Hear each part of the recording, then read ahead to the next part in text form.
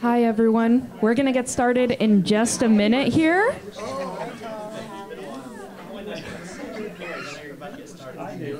Just letting y'all know. Oh, yes, I do, yeah. Yeah, I'll send it to you. Turn your phone. All right. Hello and good evening, everyone. First off, I want to thank MUSD for hosting us in their new innovation campus. And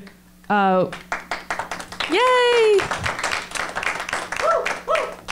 And we're going to start off with some opening remarks from MUSD Superintendent Cheryl Jordan and MUSD Board President Chris Norwood. Woo! Yeah.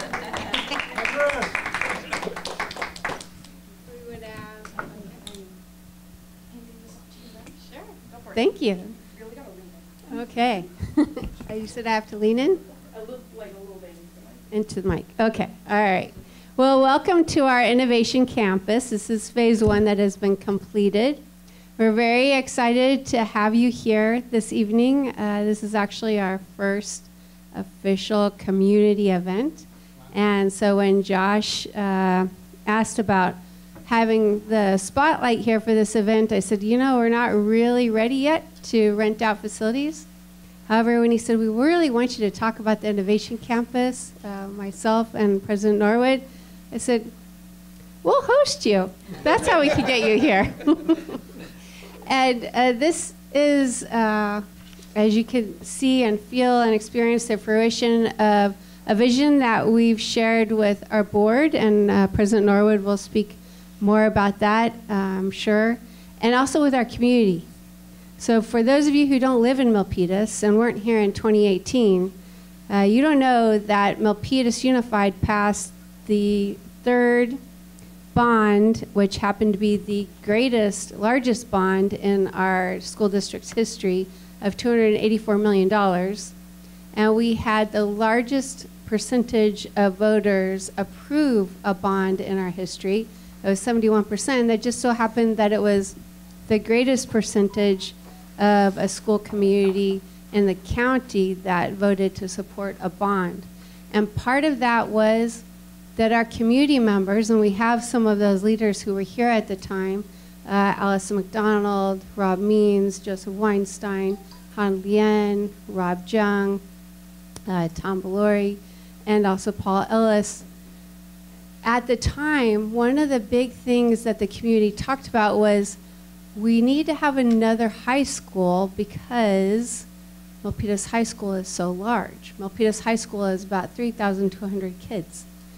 And in order to create another high school, we would have had to use the entire bond for that school project.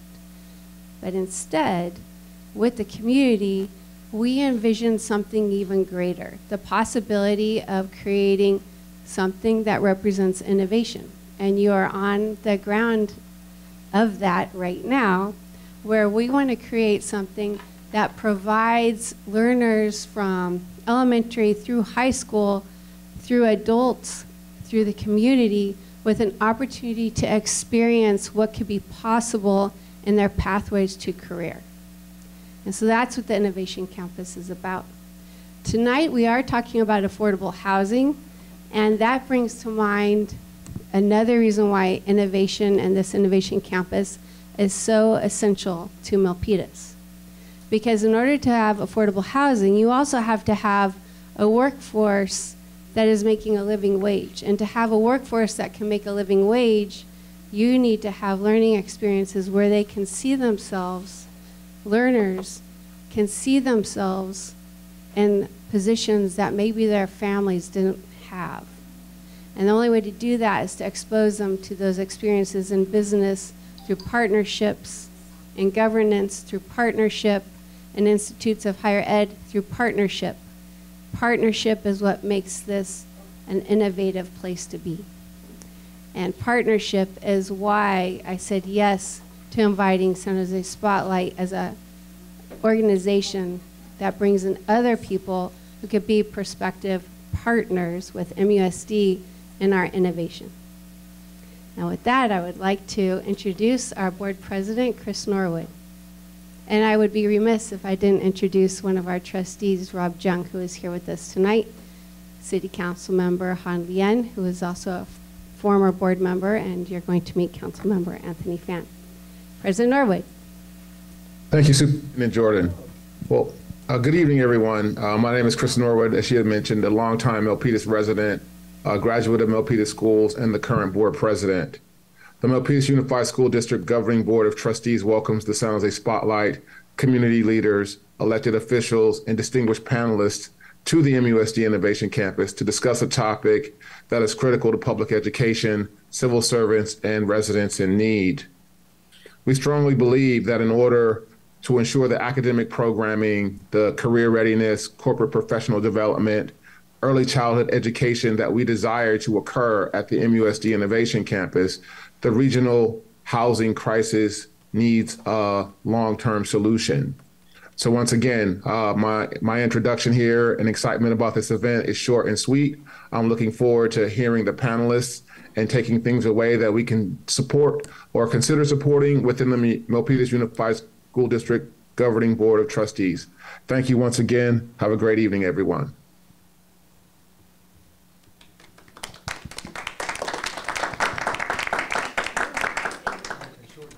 Thank you very much, Cheryl and Chris, for those remarks. And thank you again for the space. My name is B. Sakura Canestra. I am the Milpitas and Sunnyvale reporter here at San Jose Spotlight.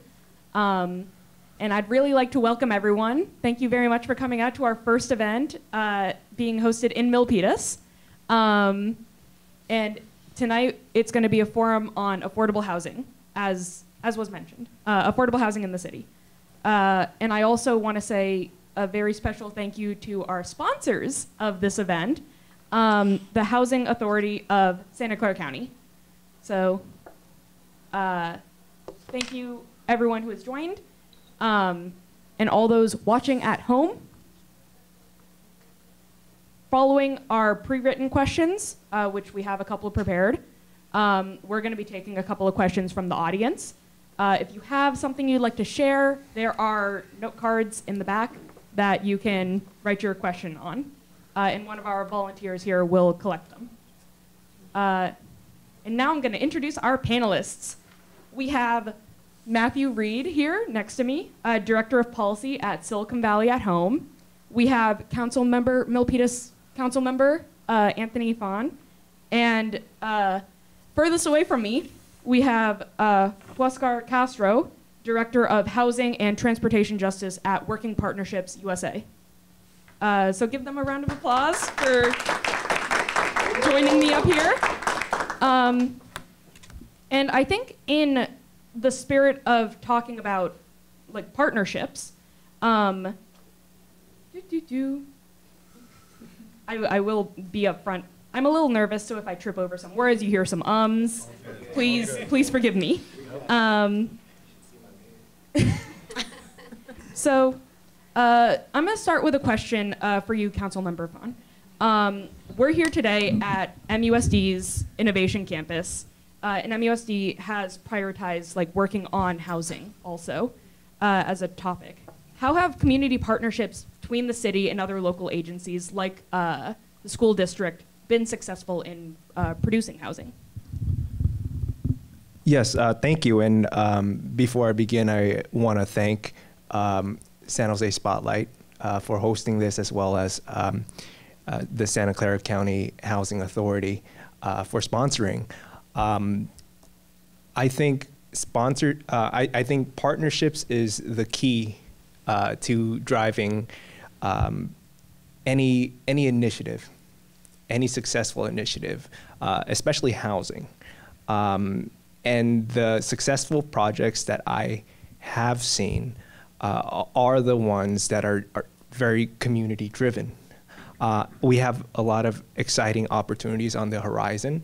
And at the end of the day, it's gonna require all of us to come together hand in hand and tackle these important issues.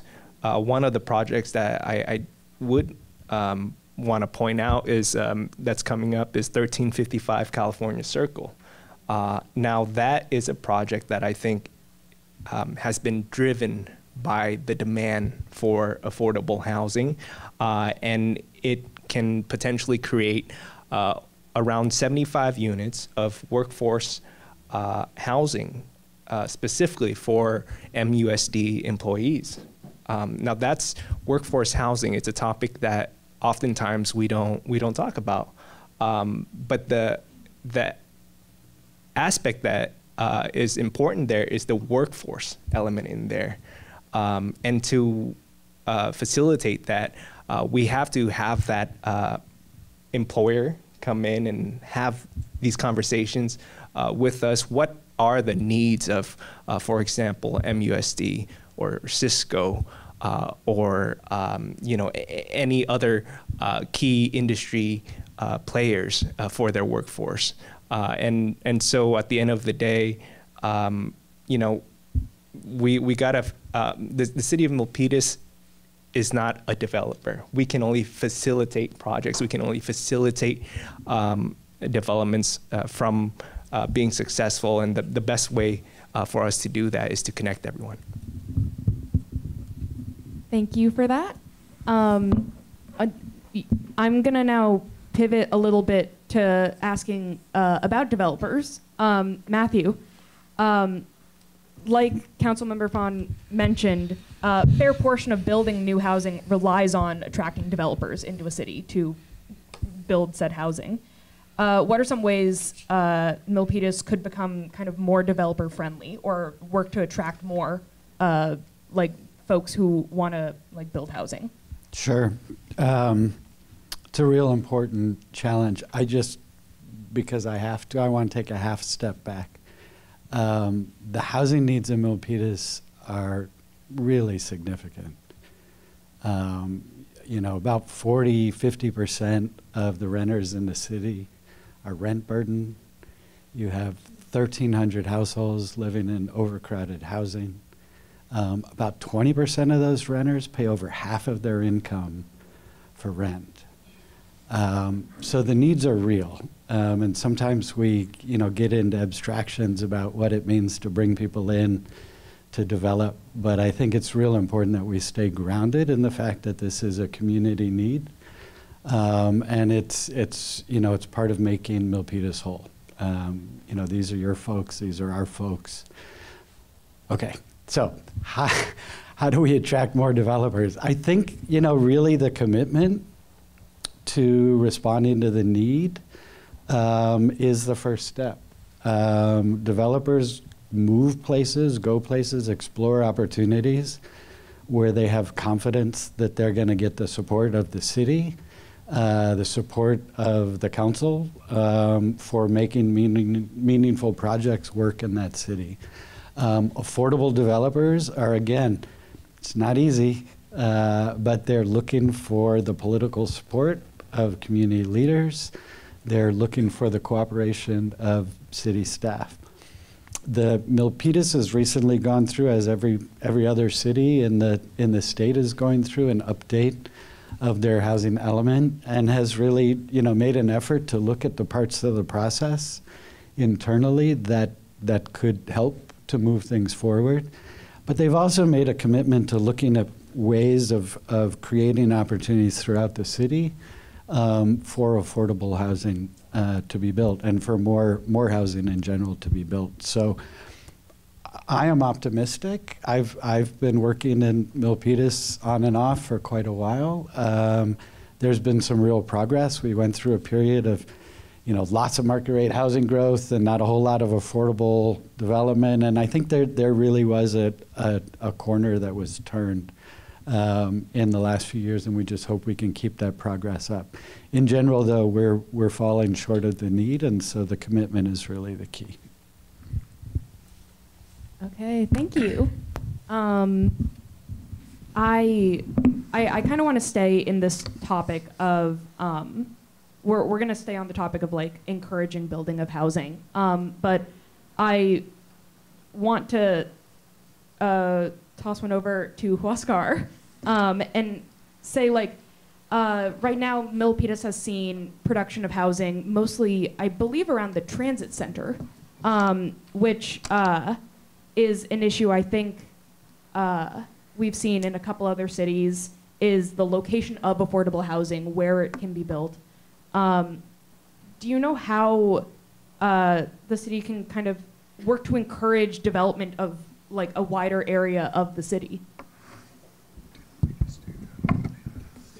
Yeah, no, this one works. Okay. I checked in with him. Yeah, and I think that's a really important question. And I think that I will say, even though you are looking at a specific area, the metro is the metro specific area plan, right? When I was around, it was a transit specific area plan. I know there was some rebranding, but I do know that through this process, there's an opportunity to look at transit oriented development and looking at opportunity for commercial and residential. And just to build off a little bit on what Matthew mentioned, I think we can't understate that the missed opportunity from all the market rate housing that was built through that first tranche of building, and how there really wasn't enough affordable housing. And if we're looking at a more genuine commitment to equitable development, I think we need to really use that lens in how we look at how we evaluate and pursue housing production, not just in Milpitas, but throughout our valley and throughout the region. As far as other opportunities, I think that there are various corridors that I know the City Council has identified and has worked on and has asked staff to explore Main Street, some other areas as well. And then I know that they recently went through a general plan update. And through that general plan update, there were specific areas, neighborhoods that were identified to bring in different levels of residential component to areas that did not have that once. And in order to help the city meet its own local goals, in order to contribute to the region's overall contribution towards alleviating our housing crisis, these processes that we need to go through if we're really looking at not just how we're going to get there, but where we're going to actually look to build this housing. I actually want to add one more thing too. I'll be remiss. I think we've had a couple references towards prioritizing workforce. And also, as we look at equitable development, I don't think that we also shouldn't forget how important it is to not just prioritizing our workforce through providing housing and providing programs, but providing wages and at a prevailing wage, and looking at really important workforce and labor standards through these projects. I think that we need to recognize that a lot of these workers are dealing with their own housing security, and ensuring that we are making sure that we're moving in a way that's just and making sure that our workers have the necessary conditions to be able to also live in the area where they are working. So that's something that is really important and a really, really crucial part of this conversation as well. Thank you very much for that. So you, Huascar kind of alluded to this, and I want to specify on some of the avenues that Milpitas is looking at, and send this question over to Councilmember Vaughn about how the city is recently looking at like older commercial sites. What do you feel are some of the benefits and challenges to looking at like older commercial sites to build housing on top of? Yes. Yes, thank you.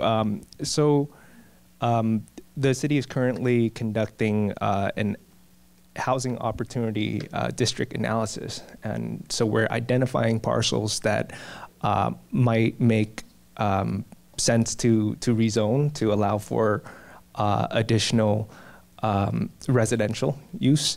And so we have two main areas that we categorize, and that's the town center and the neighborhood commercial mixed use.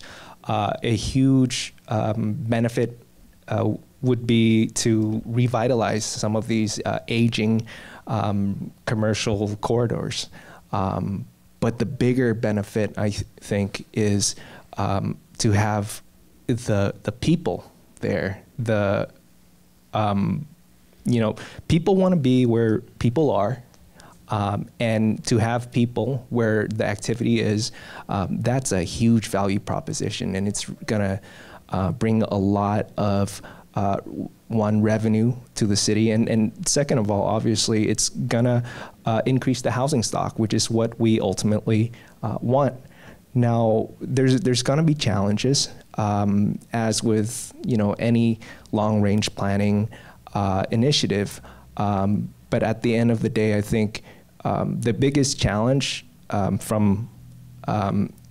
is gonna be, ironically, that neighborhood aspect of the neighborhood commercial mixed use, and neighbors can be very vocal, especially folks who already have a home. How do we address that? I think being able to mitigate a lot of the concerns beforehand, and really build a project that people can be proud of and reap the benefits of. That's where we'll drive a successful mixed-use area. That's how we do placemaking. Totally. Thank you very much for that. I've kind of like developed an order now, I realize. Read the article by Sakura on San Jose Spotlight. She just wrote a very insightful article on housing opportunity districts. Thank you. You know what? I feel like I've pulled information about some of those housing opportunity districts for that question. So it's a little circular here. I want to talk a little bit about how to fund these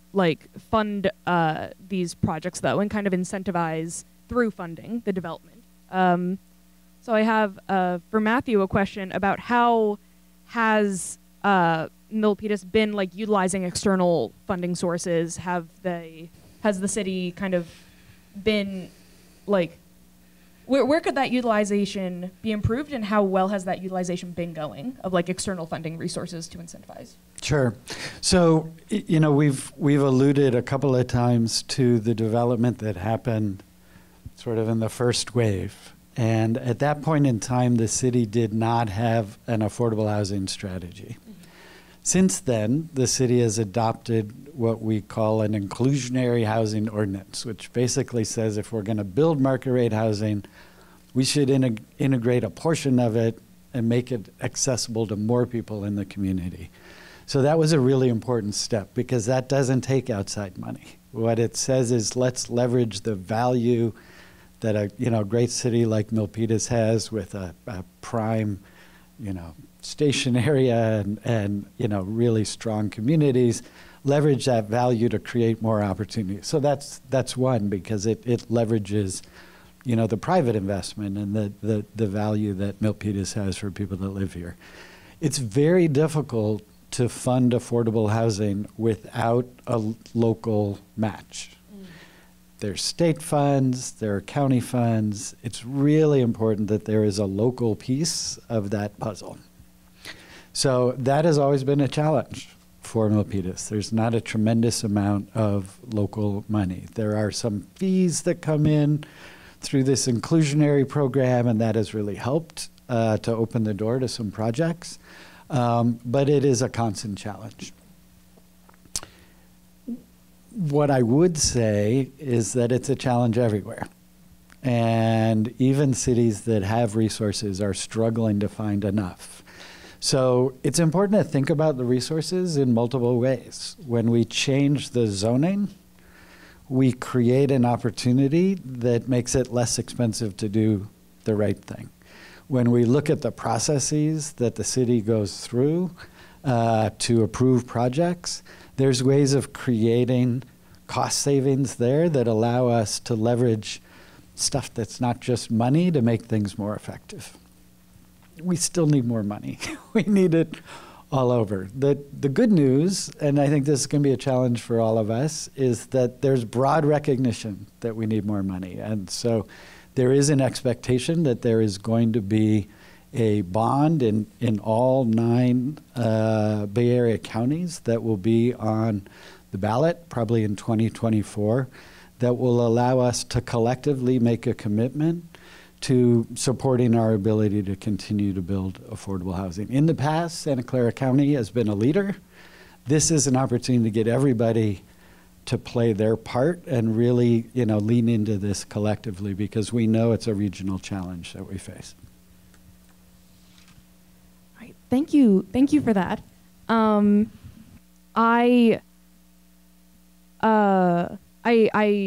am gonna break my order of question asking here because I don't really want to pivot off of building yet. And I want to go back to Councilmember Fond and ask, like, in previous city documents that I looked at, especially for the zoning story I did, I noticed that multiple times there's been an acknowledgement that Milpitas has struggled to meet the state's allocation requirement, specifically for low income, very low income, affordable housing. Other than the aim to redevelop commercial sites, what are some other, could you tell me just a little bit more about some of the other strategies that the city's aiming to use to reach that allocation in this new cycle? Sure, thank you. And as Matthew mentioned, I think that affordable housing ordinance, the inclusionary zoning, it's gone a long way. 15% is what we currently require to go towards affordable housing. Prior to that, it's absolutely correct. We weren't getting the kind of investment that we should be putting into affordable housing. So now we're taking that a lot more seriously. At the end of the day, these state numbers, if you will, a large portion of how we address that has been through state solutions. And so with a lot of the state legislation that has come into place that allows projects to bypass, if you will, the bureaucratic red tape, that's gone such a long way, especially for the projects that are in proximity of our transit district. So there's 2 projects that I'm particularly proud of. That's 355 Sango, which is a completely affordable project, 102 units. That's gonna be right by the BART station. And then there's 308 Sango, that's 51 units that are gonna be below market. That's gonna be for low income families. And these were driven, I think, by the partnerships that we kind of mentioned earlier. This was, for example, 355 Sango, that one was funded largely by Measure A funds. That's, in collaboration with the county. That's $23 million. That's a big deal. And that's gonna serve 102 families. So we need to look at more opportunities like this. At the end of the day, we can try to come up with policy solutions. We can amend, specific plans and whatnot. But it comes down to money. Like that's gonna be the largest factor for the developer, for the city, and so if you're able to address that with the appropriate funding, that's gonna be key in getting a project from A to Z. Totally, and thank you very much. So now I am gonna pivot a little bit off of building. Huascar, building isn't the only factor in a city's affordable housing stock. Maintaining the existing affordable housing is also quite important. Can you tell me a little bit about the challenges of preserving the affordable housing, especially specifically in Milpitas? I might broaden out a little bit because this challenge is throughout the county. Just in general, the South Bay and Santa Clara County really has a lot of ground to make up, specifically in the area of preservation, as counties such as San Francisco and Alameda. But just taking a step back from that, just really want to speak on the importance of this specific piece of work. Preservation is a really crucial component to combat displacement and create neighborhood stabilization and opportunities for permanent affordability. Through the acquisition and rehabilitation of existing sources of affordable housing, you're able to remove these units off the speculative market and create opportunities for community and tenant ownership. As we're continuing to grapple with this displacement crisis, restating a lot of the cost burden statistics that Matthew had mentioned, we have a lot of folks that are continuously at risk of displacement or at risk of homelessness, and looking at opportunities in both tenant protections and preservation are really important and critical solutions we must look into. So that's a real need. And so the city of Milpitas, like all cities, have an opportunity to step up and do more. And there's a need to kind of create those partnerships with, at this stage, different nonprofit organizations that will be able to do this work, to do the acquisition and rehabilitation of properties, whether it's community land trusts or supporting getting community development corporation, CDCs, off the ground. That's all going to take, back to this common theme, money, and putting that investment in that initiative. And there's also, just to speak further, that money can go towards acquisition and rehabilitation, what's called capital uses.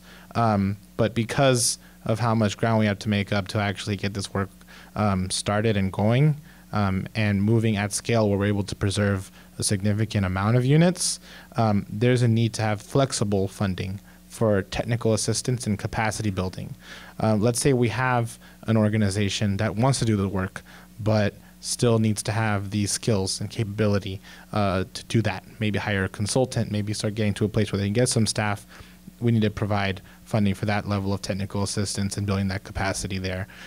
Also would be remiss of not looking at another bigger opportunity. I think Councilmember mentioned the city's not a developer.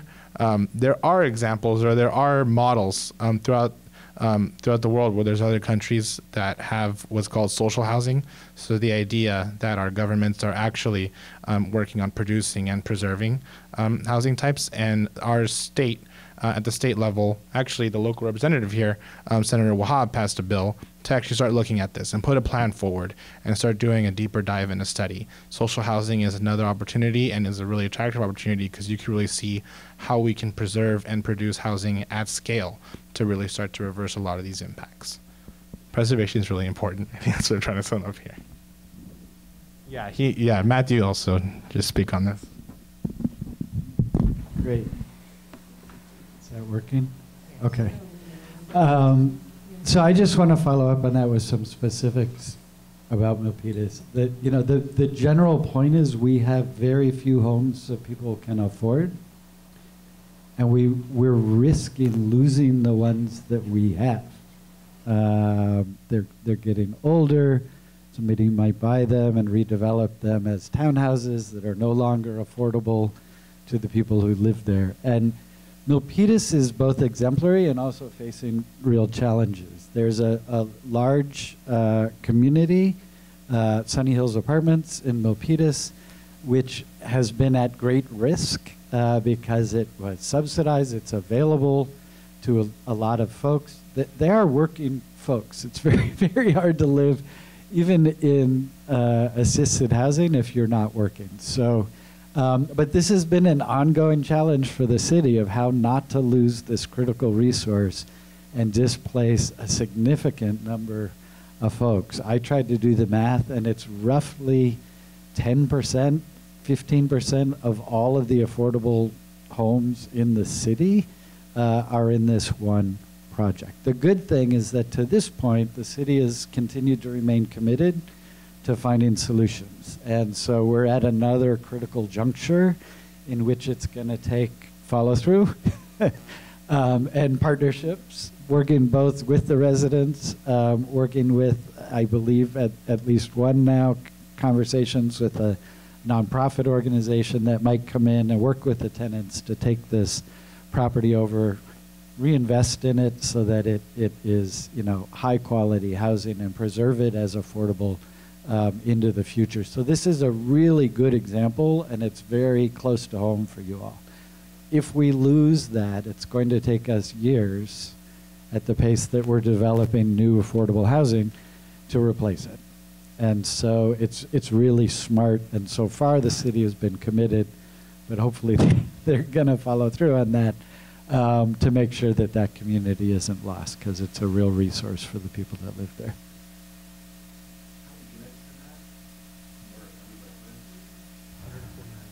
$149. Thank you very much. Ooh. Thank you very much for that, Matthew and Huascar. I think now we're going to be pivoting to questions. Okay, cool. That means I can get to the other two questions that I have. Or at least I can get through as many as we can in the time we have left. I do want to stay kind of off of building, and I have another for Huascar about affordability for tenants and rental affordability. What is Milpitas currently doing to ease rental affordability for tenants, and is there something city officials can do to possibly increase that or better support tenants?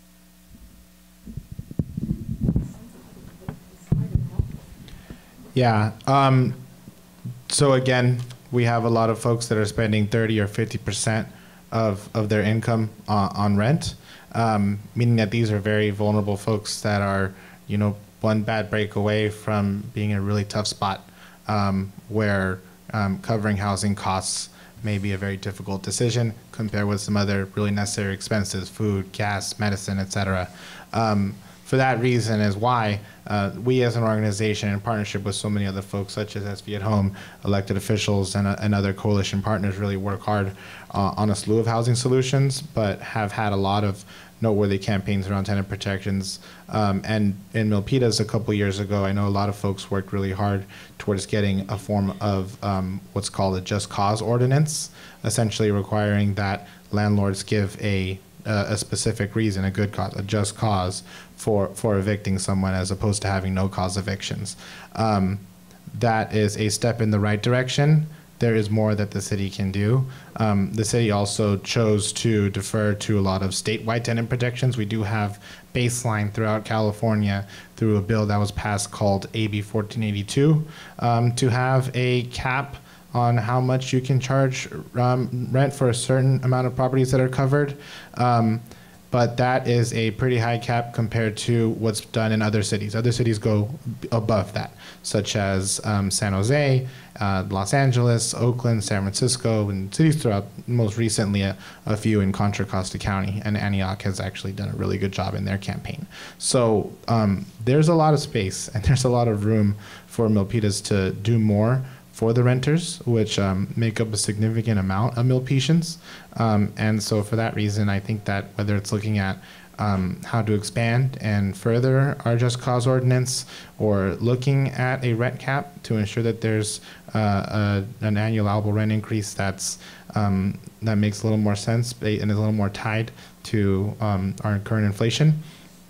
And then also addressing other costs that renters face that may not be directly tied to rent, such as utility costs and other forms of passing through specific costs that are done through capital improvements, and recognizing that all of that means that folks are spending more of their monthly income and are then still put in that difficult position.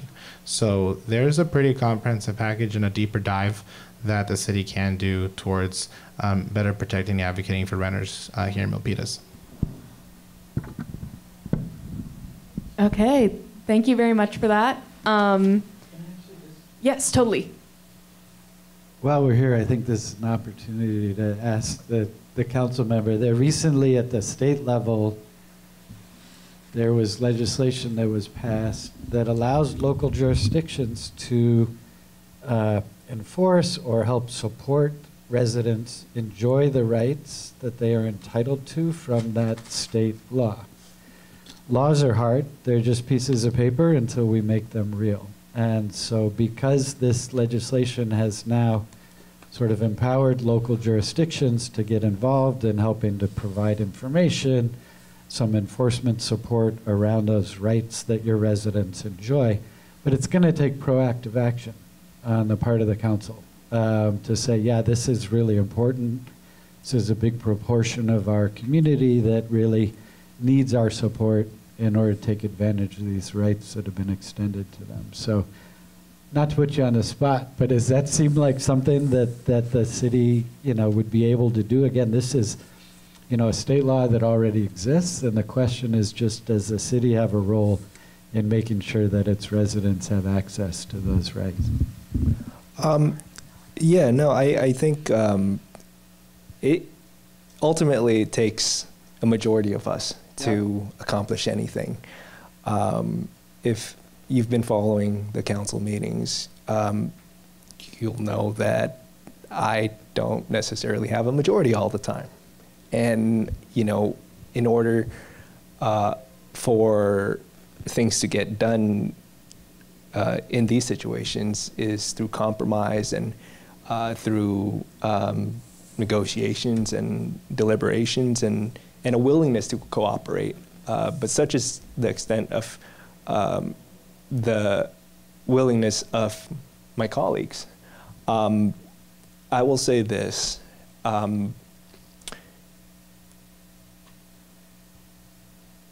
In the meantime, until we're able to proactively enforce and educate tenants on their rights, that will continue to partner with organizations like Project Sentinel to mediate these disputes and educate tenants. That's what we can do right now, and that's what I can say right now without, really disqualifying myself from further action. But it takes a village, and in this case, it takes a village of 3. Totally. Thank you for that, and also thank you for that question, Matthew. I'm gonna zoom back out a lot and kind of approach the last question that I had, and I think initially it was just for you, Matthew, but I want to open it for the floor to everyone now because it is a quite broad, building housing question. 2023, the state allocations for how much housing every area, jurisdiction, city, everyone's supposed to build. And Milpitas has been allocated almost double, I think slightly more than double, than what it was allocated last year, or last cycle. It's a bit over 6,000 units, and a solid half of them, I believe, more than half, are meant to be affordable housing units. This question is mainly for Matthew. Like I said, I'd love to hear everyone's take on it, but what can the city do to meet those goals, knowing that it's double the numbers? And we've touched on some ideas already, but I just wanted to open it in case there were any other avenues that you think the city should be exploring. Sure, it's a great question. So the last time around, we're just finishing it up. City of Milpitas built 312%, so 3 times the required number for market rate housing. And about 20% of the required number for affordable housing. Those numbers have increased. So pardon? Those numbers have increased in the wrong direction? or the right direction, depending on whether you're interested in meeting the needs of everybody in your city. But I appreciate the comment. The goal is to do better. And there are a lot of things that the city can do to do better. And honestly, the work that was done was good. But I think a missing piece everywhere is a real shared commitment. You know, we can do this without upending our communities. We can respond to needs without disrupting the quality of life that is important to us. And it doesn't have to be politically scary if we're confident and show courage and acknowledge that this is a collective need. These are our folks that we're responding to. So that's really going to be the missing piece. I feel like the tools are there, the technical stuff is in place, and it's really a question of whether the city is going to grab hold of the opportunity. And I think that requires some discussion all over the region, but particularly in cities like Milpitas that have in the past had some challenges with some of these issues. So hopefully this will open a dialogue and we'll do better going forward. Totally, thank you. I'll just. Oscar? Yeah, just really quickly, just like for framing purposes, when you look at what our the state assigned like housing numbers are, that's somewhat of a culmination of everything we discussed throughout this panel on how we're going to get there. There's that need to actually have that investment. There's that need to look at how our land use decisions are made. There's that need into ensuring that we are really committing to equitable development, so we're meeting our needs at all affordability levels. And so through that, we know what we have to do, and we have to figure out how we get there. And then it's just that last part that is really important, and that's political will in order to really get there. And of course, money. And money again. And to that end, though, we have mentioned the housing element a couple of times. The city of Milpitas was actually the first, one of the first, if not the first, to obtain a certified housing element by the state, by the state's Housing and Community Development Department. And we have actually submitted an application to receive what's called a pro-housing designation. And this will actually allow the city to receive statewide housing-related grants. It'll fast-track the process and put us on a priority list. But in doing so, we have to incorporate a lot of pro-housing elements into our plan, and that's what we did. So change comes slowly. A lot of the time, it's not reflected until much later, once the building permits are pulled. Sometimes project in its early inception are not counted. But I'm confident that with these long-range planning tools that we've incorporated, that we're gonna, really meet the housing needs in the future. That's not to say that we shouldn't be, aggressively working towards it right now. We are. And a lot of this stuff happens behind the scenes. A lot of this stuff is, that's my daughter, everyone. Sorry, I'm a little distracted. No worries. Okay, I'm coming home soon. All right, thank you very much. Can I make a really quick point? Yeah, We're totally. talking about how much money this costs, but it's really important to put this in context. For every dollar that the city invests from local resources, you're leveraging like $4 that's coming from the feds, from the state, from the county. So it's not that Milpitas is bearing the full burden of this. It is that the small commitment, substantive commitment the city can make is actually bringing additional resources in. Similarly, when you remove barriers to development, folks are going to come in and bring $25, $30, $40 million into your community and build new housing that's going to be a permanent asset. So these are really opportunities to open up investment as opposed to just cost. So when we talk about how it's going to take money, it's important to put in perspective that it also is bringing resources in that are greater than the output that the city's making. But we have to have that in order to bring those resources in. Totally. Thank you very much. And thank you for that discussion, everyone. I actually, I received a question from the audience that I think we're going to end off on. So compared to the statewide vacancy rate for all housing units, what's the rate in Milpitas?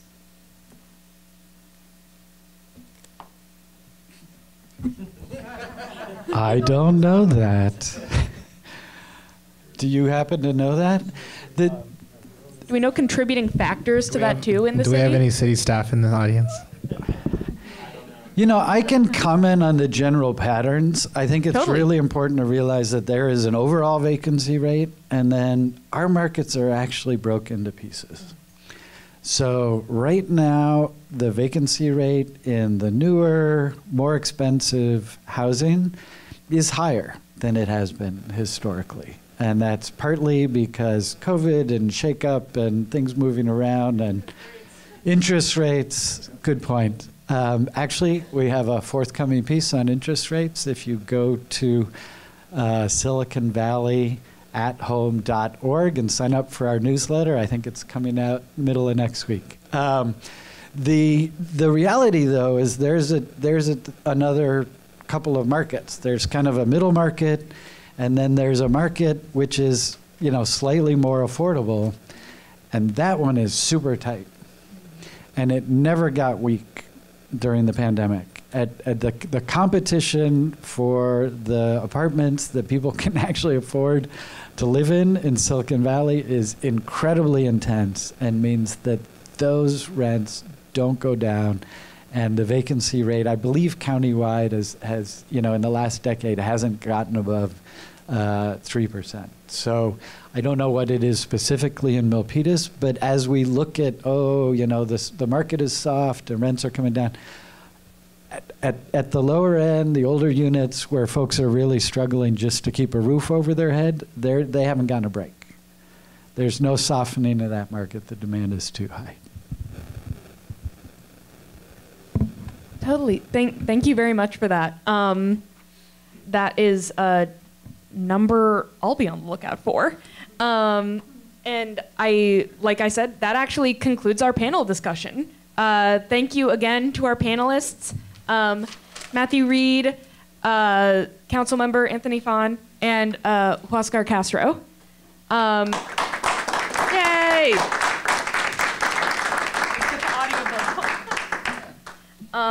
A video recording of tonight's panel will be available on our YouTube, as well as a recap story from our reporters, very likely me. And if you enjoy programming like this, please consider supporting our work with a monthly or annual recurring donation in any amount on our website, sanjosespotlight.com. Thank you again to our sponsor, the Santa Clara County Housing Authority, for your support. And thank you all for tuning in and for joining us tonight. Yay! Have a great night, everyone.